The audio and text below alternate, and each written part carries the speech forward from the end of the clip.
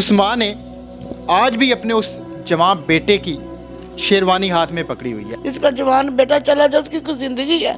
मैं तो उस दिन की मार गई हूँ, बस एक जिंदा लाश की तरह फिर रही हूँ।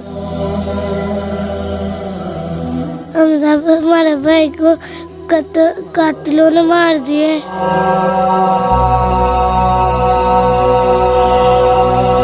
हम तो यही उम्मीद पे हैं कि कोई ना कोई हमारा कोई साथ दे, लेकिन कोई मेरा साथ नहीं दे रहा।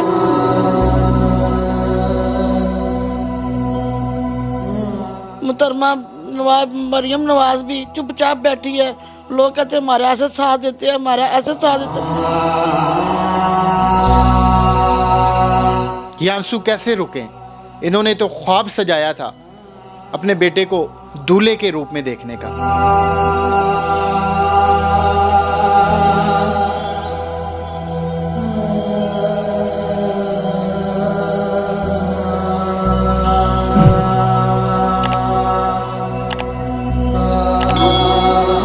अस्सलाम वालेकुम, मैं हूं ज़ुबैर रहमान। आज की बड़ी ख़बर लाहौर से है, जहां शादी से एक रोज़ कबल दूल्हा की लाश खेतों से मिलती है। उस माँ ने आज भी अपने उस जवान बेटे की शेरवानी हाथ में पकड़ी हुई है। वो माँ आज भी उसी तरह कुल्ला हाथ में पकड़ के बैठी है और तलाश कर रही है अपने जवान बेटे के कातलों को। आप अंदाज़ा लगाइए इस माँ की तकलीफ़ का, आप अंदाज़ा लगाइए इस चचा के दुख का, जिसकी आंखों में आज भी आंसू हैं। ये आंसू कैसे रुकें? इन्होंने तो ख्वाब सजाया था अपने बेटे को दूल्हे के रूप में देखने का, मगर क़यामत तो उस वक्त गुज़री जब इस नए नवेले घर के अंदर इनके बेटे की डेड बॉडी पहुंची। ये सारा वाक़या क्या है, अहले खाना से जानते हैं। सर, पहले तो दुख की इस तकलीफ़ में हम आपके साथ बराबर के शरीक हैं। ये तो वो दुख है, ये वो तकलीफ़ है जो शायद कभी ख़त्म ना हो। क्या है ये सारा वाक़या? आपके भतीजे की किसी के साथ कोई दुश्मनी थी, कोई लड़ाई थी, कोई झगड़ा था, जिसे तेल मेहंदी वाले दिन बेदर्दी के साथ कत्ल करके खेतों में फेंक दिया गया?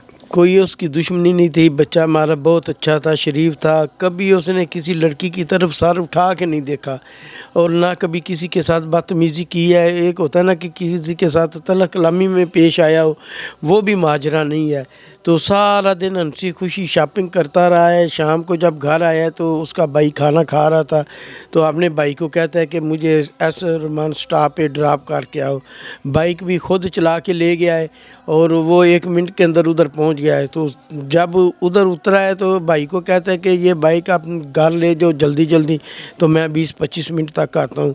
तो बच्चियाँ उसके बेडरूम की सफाई कर रही हैं, कहती हैं कि हमदा भाई अपने बेडरूम की सेटिंग करा लें, कैसे सामान एडजस्ट करना है। तो वो कहता है मैं 20-25 मिनट तक आता हूँ।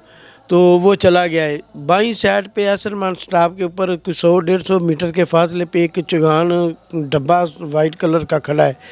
वो भागता हुआ उसमें जाके बैठ गया। ज़ाहिर है उसमें कोई रिश्तेदार होगा या कोई यार दोस्त होगा, कोई वाकफ़ बंदा होगा तो उसमें बैठा है।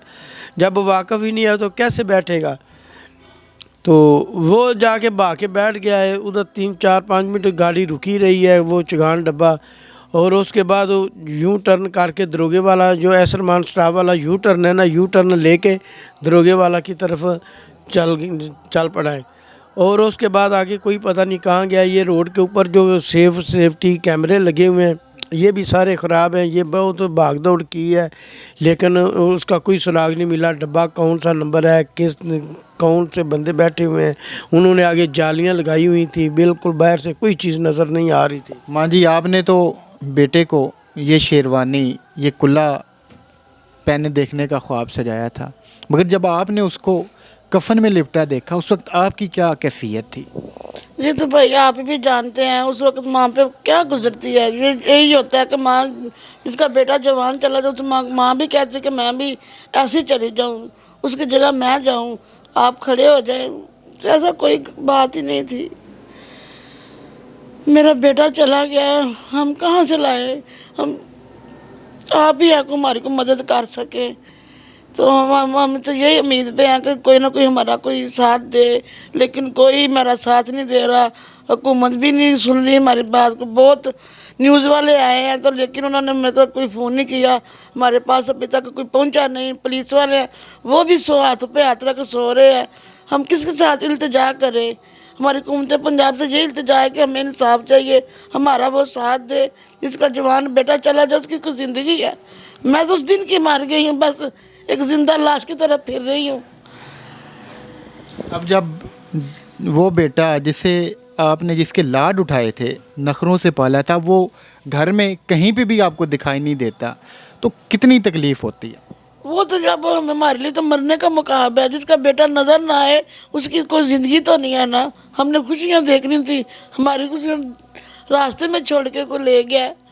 हम तो खुशियाँ में शादी में तैयारियाँ कर रहे थे, हमें तो कोई पता ही नहीं था कि हमारे बेटे के साथ ये होना है।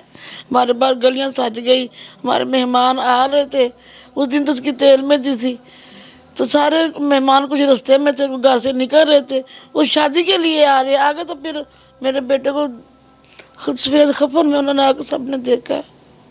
अब ये माँ क्या चाहती है, क्या मुतालबा है इसका? इस माँ को खैर ये दुख ख़त्म तो नहीं हो सकता, तकलीफ़ कैसे कम हो सकती है? तकलीफ ऐसी कम हो जाए कि हमारे जो मुजरम है ना वो पकड़े जाएं, हुकूमत हमारा साथ दे।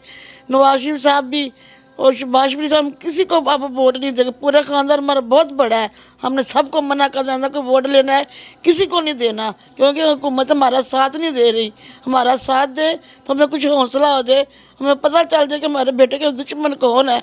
उनसे तो हम यही पूछेंगे कि आपका क्या मुतालबा था। उनको पैसों का मुतालबा था, हम पैसों का ढेर लगा देते, हमारे बेटे की जान तो बच जाती।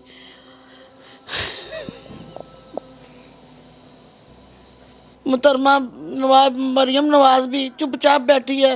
लोग कहते हैं हमारा ऐसे साथ देते हैं, हमारा ऐसे साथ देते, लेकिन हमारा अभी तक किसी ने कोई साथ नहीं दिया, कोई हमारी बात। आप तकलीफ़ का अंदाज़ा लगाएं कि ये वो माँ कह रही है कि मैं पैसों का ढेर लगा देती मगर मेरे बेटे की जान तो ना लेते।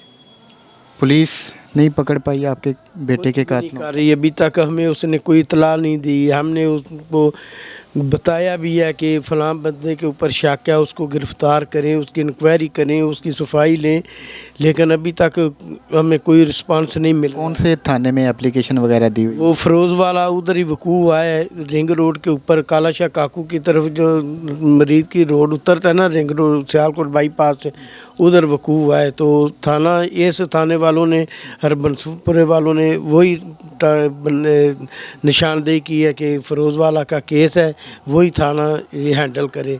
फ़रोज़ वाला थाना हैंडल कर रहा है हमारे केस को। ये जो छोटी बच्चियां साथ बैठी हैं, ये हमज़ा की क्या लगती थी? ये उसकी कज़नें हैं। ये छोटी छोटी बच्चियां हैं, ये भी कुछ कहना चाहती हैं। हम सब हमारे भाई को कातिलों ने मार दिए, उनके कातिल पकड़े। अब ये इस बच्ची से कैमरे की वजह से इसे थोड़ी कन्फ्यूजन हो रही है, लेकिन जब ऑफ कैमरा इसने मुझे खुद कहा कि ये बात करना चाहती है, ये सिर्फ ये कहना चाहती है कि हमारा भाई तो बेकसूर था, इसका जुर्म ही कोई नहीं था, जिसकी शादी हो रही थी उसकी मैयत को उन्होंने देखा। तो अल्लाह करे इनको इंसाफ मिले, इस बूढ़ी माँ को इंसाफ मिले जिसके आंसू अभी तक थमने का नाम नहीं ले रहे। तो मिलते हैं किसी और वीडियो में। अल्लाह हाफ़िज़।